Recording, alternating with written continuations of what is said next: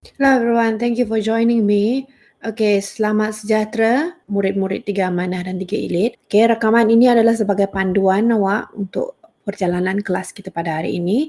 Ada guru lain yang akan bantu cikgu untuk pantau awak punya tugasan selepas ini ya. So, ikut saja apa arahan yang ada dalam video ini. If dia suruh pause mungkin supaya awak ada ruang tugasan untuk buat.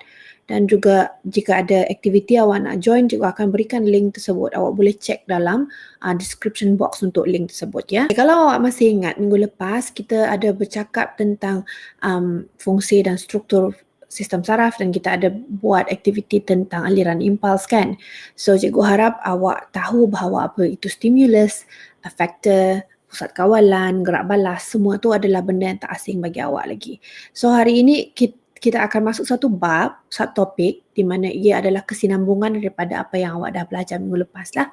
Word search activity ini awak boleh dapat dia punya link dalam description box. So awak pause dulu video ni, pergi link, cari link tersebut dan cuba buat word search tersebut. Senang je. Okay, so now if you play this video again means that awak dah buat word search tersebut, dah jumpa 10 perkataan yang berkaitan tentang struktur ataupun bahagian yang ada pada deria telinga dan juga mata. Jadi diharapkan aktiviti ini dapat bantu awak untuk get in tune to whatever that we are supposed to be doing today ya. Guiding question. Seperti biasa kelas Cikgu Kujuan memang ada guiding question sebagai panduan untuk macam mana kita berbincang dalam kelas pada hari ini. So first thing adalah kalau minggu lepas kita tengok sistem saraf secara keseluruhan, kali ini kita akan lihat secara spesifik kepada organ deria kita. Apakah struktur dan fungsi organ deria? Number 2, kedua, kita tengok pula kepada apa mekanisme dan secara yang khusus dan lebih lanjut kita akan lebih bagi tumpuan kepada deria pendengaran dan deria untuk penglihatan, mekanisme dia. Dan yang ketiga, apakah faktor yang menghadkan menghadkan fungsi deria kita?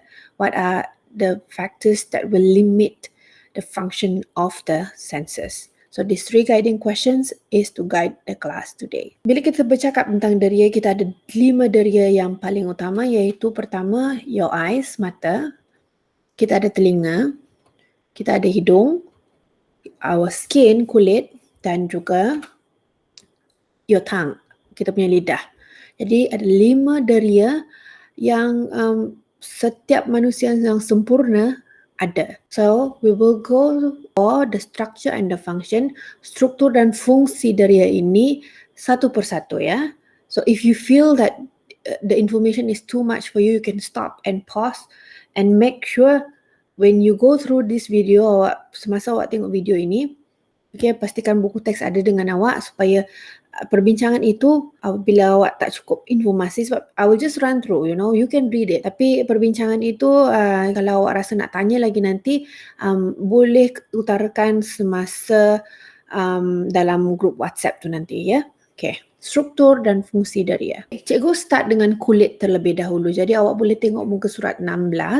Di sana dia ada, dalam buku teks awak tu dalam bahasa Melayu lah. So jangan risau dengan slide cikgu ni. Sebab rujukan cikgu banyak daripada Google, so it's mostly in English. Tapi cikgu nak tarik perhatian awak kepada organ deria yang terbesar bagi manusia. That's why I start with this one first. Kulit adalah organ deria yang terbesar sebab dia meliputi semua dari from head to toe. Okay, ini adalah organ yang terbesar. Dan organ ini, okay, kalau awak lihat di sini, dalam buku pun mungkin ada perincian dia. Dia ada pada dasar rambut ni, pada akar rambut kita ada deria untuk sentuhan. Juga ada macam beberapa deria seperti yang warna purple ni. Okay. Cross and bulbs, you don't really have to remember the names, but you have to know yang semua ni deria untuk sentuhan memang banyak di bawah kulit kita ya. Ni pun kalau nak merasakan tekanan, it's all here, Fini ending, Spacinian, dan juga ada lagi deria nerve endings yang untuk kesakitan. Jadi bila awak cubit tu awak boleh rasa sakit, ada rasa panas bila awak tersentuh benda panas dan sejuk macam tu. Semua ada berada. And if you realise untuk sakit, pain, haba dan dengan yang rasa sejuk ni, dia lebih hampir kepada bahagian epidermis. That's why you can sense this one lebih cepat. Pada masa yang sama juga dia berfungsi untuk melindungi badan lah, sebab yang ni kalau awak terasa sakit ke apa, awak akan terus membuat reaksi dan juga rasa panas, rasa sejuk pun macam tu. Kalau awak lihat, kulit terbahagi kepada 3 bahagian utama, epidermis, dermis dan hypodermis. Kedudukan reseptor-reseptor semua ni, dia punya deria ni berada pada kedudukan yang berbeza, tapi semuanya berada di bawah epidermis. Yang dia semuanya berada pada kawasan dermis di sini. You can look in your textbook to have more information about that. Now we move on kepada lidah. Tengok muka surat 15. Lidah ni, semua orang ada lidah. Kita ada permukaan yang kalau awak lihat lidah kita ni, awak pegang lidah tu kan, dia ada macam bintil biji-biji yang kecil tu kan. Itu kita panggil sebagai tunas rasa. And you can read this yourself as well. Setiap tunas rasa tu, papilla, dia ada sensor di bawah, di dalam setiap tu. Okay, each of that has a sensor. Tengok ni, bila awak pecahkan lagi, dia tengok kat dalam lagi, dia is all very tightly, semua macam sangat-sangat rapat. That's why lidah awak tu sangat sensitif untuk merasa makanan. Apa 5 jenis rasa yang lidah awak boleh rasa? Boleh bagi tahu? Yes, is manis, masin, masam, pahit dan juga rasa umami. Okay, zaman cikgu belajar dulu, umami ni tak ada tau, tapi dalam buku yang sains yang baru ni semua ada bahas umami. Umami tu apa? Awak boleh lihat dalam muka surat 15 juga ada info sains kat sana. Okay, awak pernah nampak yang iklan Ajinomoto ke apa yang Maggi cukup rasa macam tu kan? Rasa umami itulah yang dia tak boleh digambarkan dengan satu perkataan. Jadi umami, okay? Dia bagi contoh jenis makanan dia untuk rasa umami tersebut. Itulah lidah awak. Ini zone di mana lidah punya, di mana manis, masam, masin, pahit. Pahit tu berada di belakang lidah awak. That's why kalau awak makan ubat yang pahit tu, mula-mula tak rasa, bila nak telan tu baru ada kan. That's why it's at the back. Right, and umami is here. Now, hidung pada muka surat 14. Okay, ini adalah struktur dia. Ada antara awak yang dah pernah melalui tes COVID-19, the swab test? If you don't know, COVID test tu, dia masukkan panjang yang untuk korek hidung tu dalam 8 cm macam tu untuk orang dewasa. Dia masuk sini, bukan setakat sana. No, dia tolak lagi sampai ke sini. Kawasan ini, dalam juga tu. So, tolong hati-hati ya, stay safe. Cikgu tak nak ada orang yang jadi kontak kerabat dia kena buat swab test. It's uncomfortable. It's not painful, but it will be uncomfortable. Bahagian paling penting untuk awak faham untuk deria pada hidung awak adalah di sini. Di mana letaknya awak punya deria bau. Deria bau tu bukan pada hidung ni tau. Dia dalam ni lagi dengan atas ni. Lepas batang hidung awak tu dekat atas ni. Dia right below the brain. That's why orang kata kadang-kadang yang buat swab test tu rasa macam dicucuk-cucuk ke otak dia kata. Tapi tak, sebenarnya tak sampai otak pun.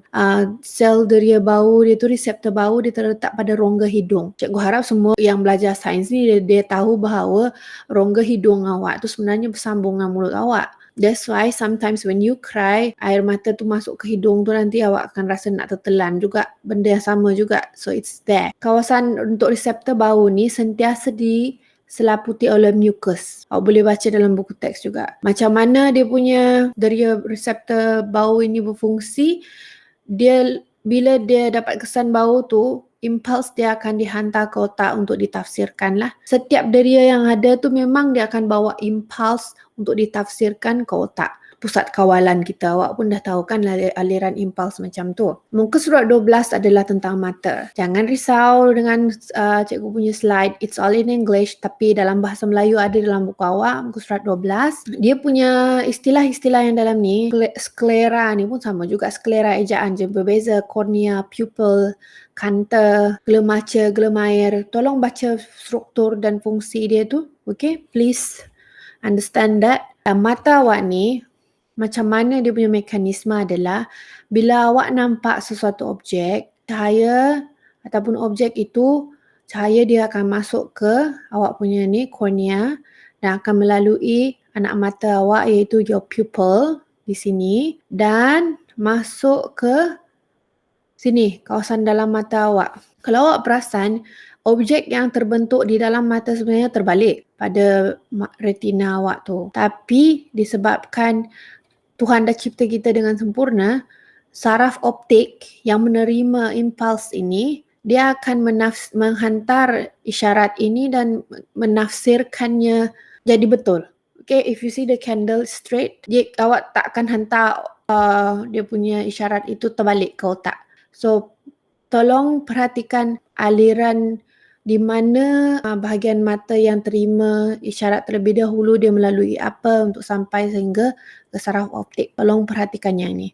Okay, dalam buku ada juga. I already mentioned it just now as well. Now, cikgu nak tarik perhatian awak kepada sel yang berada pada belakang mata awak ni. Okay, pada saraf optik tulisannya. Cikgu, buku teks.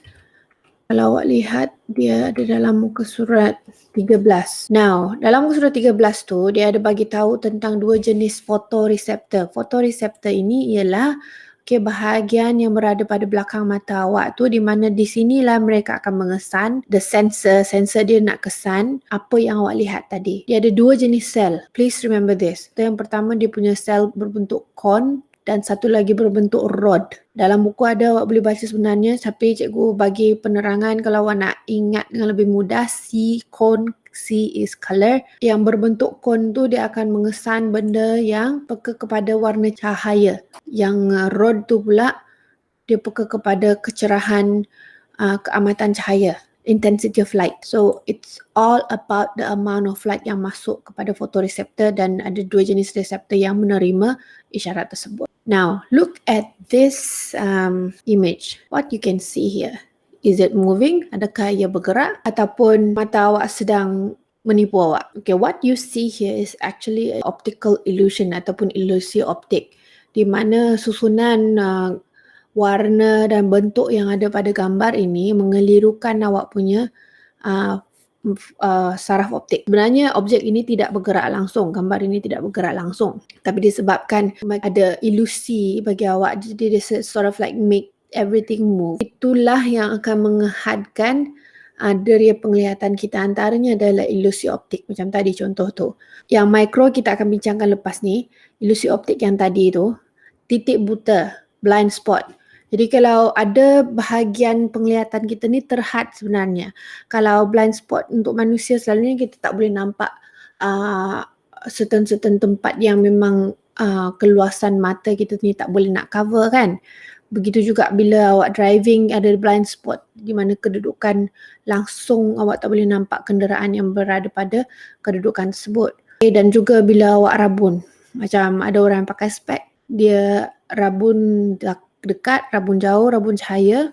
Bila satu benda yang kecil awak nak besarkan, kita ada kanta pembesar. Jadi kita ada alat untuk mengatasi had penglihatan manusia.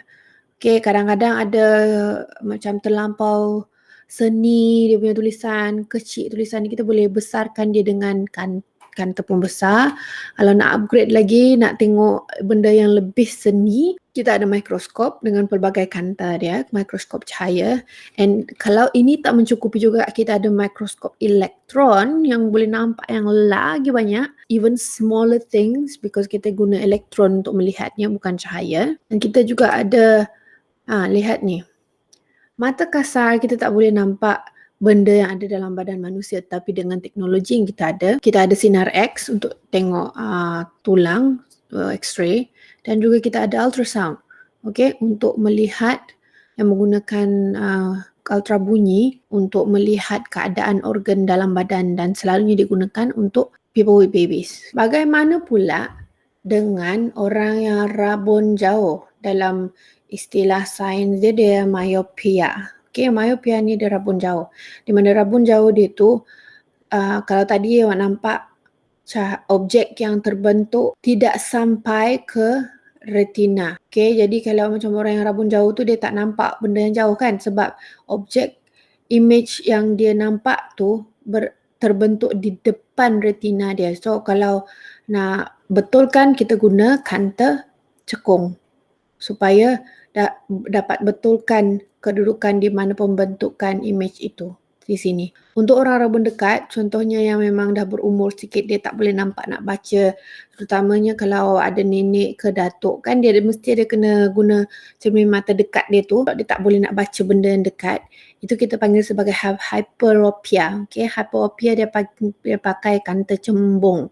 Sebab hyperopia, dia punya image terbentuk tu terlampau jauh. It's at the back of the retina macam ni. So, tak dapat dikesan dengan tepat pada tempat yang sepatutnya. So, kanta cembung boleh membetulkan this vision. Okay, siapa yang pernah mengalami keadaan seperti ini? Terutamanya pada waktu malam di mana kurang cahaya and all you can see is warna yang macam tumpah. I personally, cikgu memang ada masalah ni. That's why kalau waktu malam, I really need some really good glasses to see. Sebab memang semua tumpah macam ni. This is called astigmatism. Dan dia boleh dibetulkan dengan kanta silinder.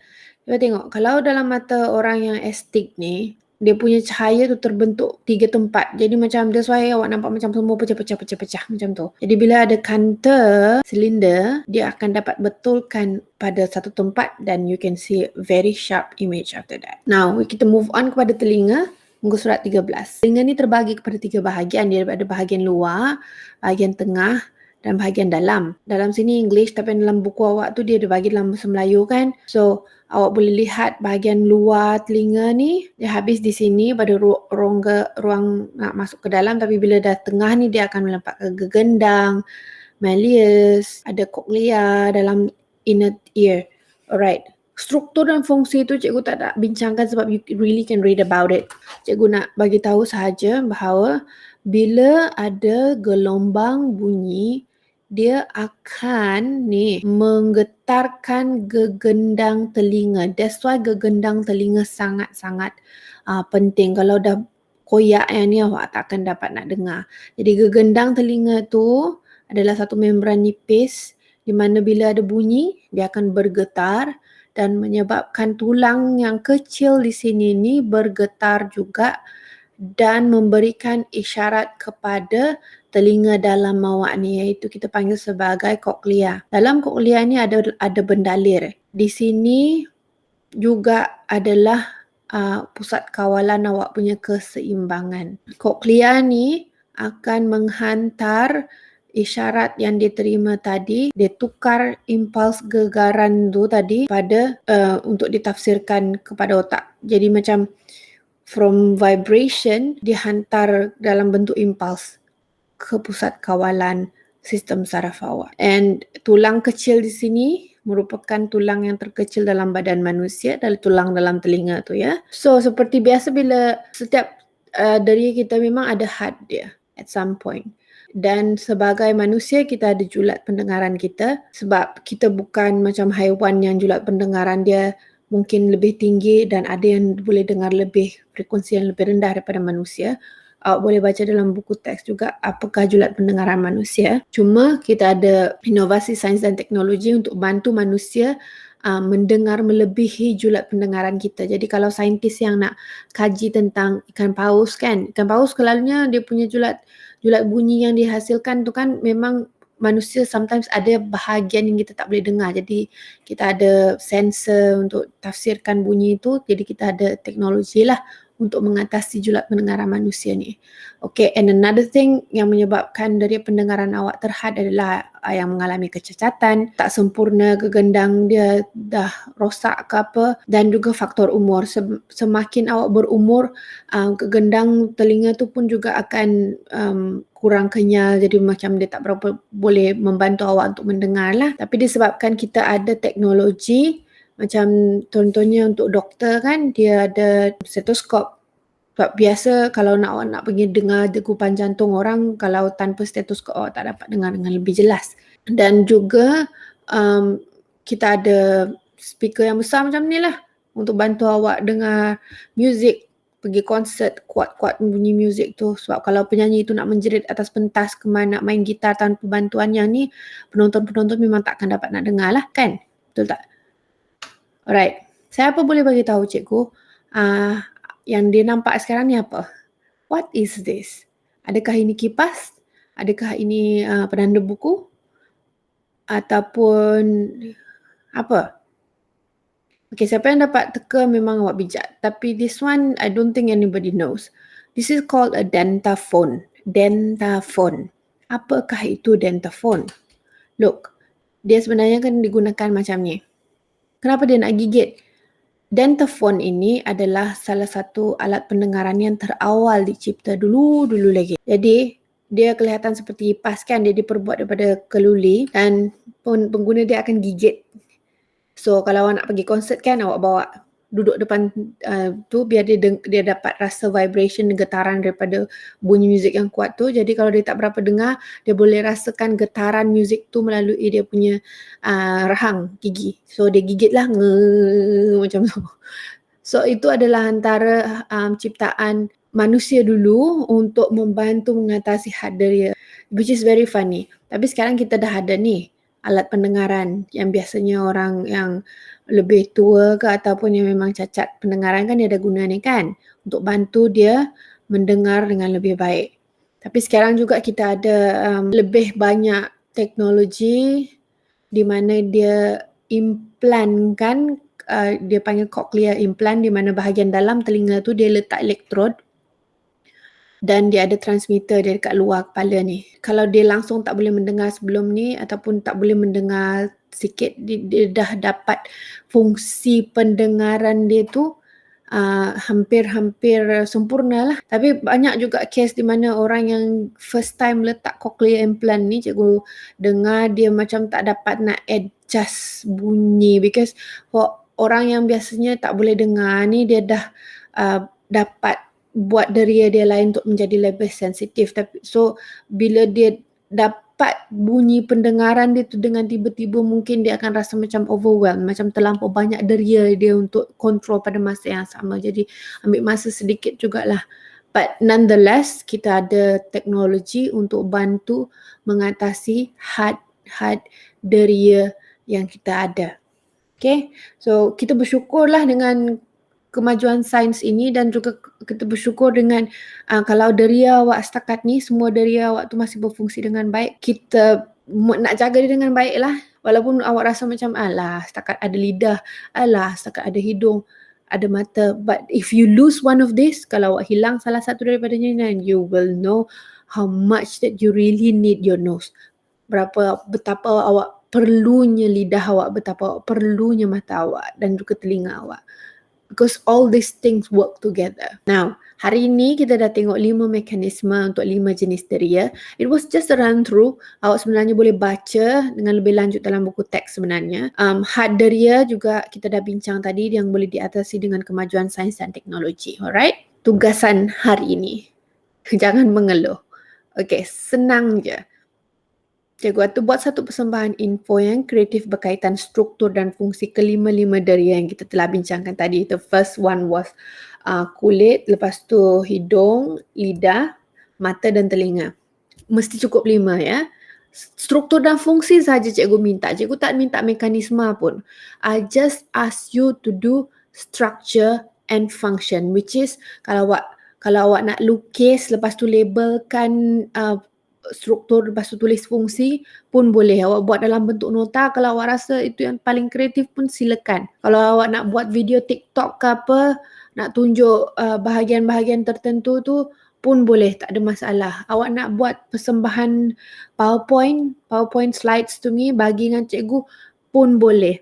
Awak nak buat Jamboard pun boleh. Cikgu, paling buruk lah cikgu, saya malas nak guna teknologi. Boleh tak saya guna pen dan kertas saja buat dalam buku nota? Yes, boleh. Tapi janganlah setakat hitam putih. Paling cikgu tak nak, tolong jangan pergi photostat buku awak. Bukan photostat buku awak. Kalau awak nak buat sekalipun, tolong lukis. Tolong lukis kalau nak. Sebab bila awak kenal pasti struktur dan fungsi itu dengan sendiri, awak akan dapat belajar dengan lebih banyak.